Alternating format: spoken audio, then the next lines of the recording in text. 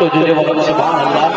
আরেকটা মোহাব্বতে জোরে বলুন, কাঁদে না কাঁদে না যেন মা,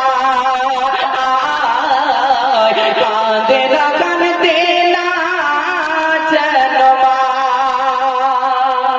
কোন ছেলে হয়তো বিদেশে যদি অসুস্থ হয়ে যায়, তো মা বিনা মোবাইলে ছেলে এবং মায়ের মহব্বতের কারণে, যে ছেলে এবং মায়ের যে মহব্বতের তার দিয়ে একটা দিলের মধ্যে বাধা আছে, মা জানতে পারে যে আমার ছেলেটা হয়তো কোনো অসুস্থ অবস্থায় পড়েছে, তার সঙ্গে কোনো দুর্ঘটনা ঘটেছে। জোরে বলা সুবহানাল্লাহ।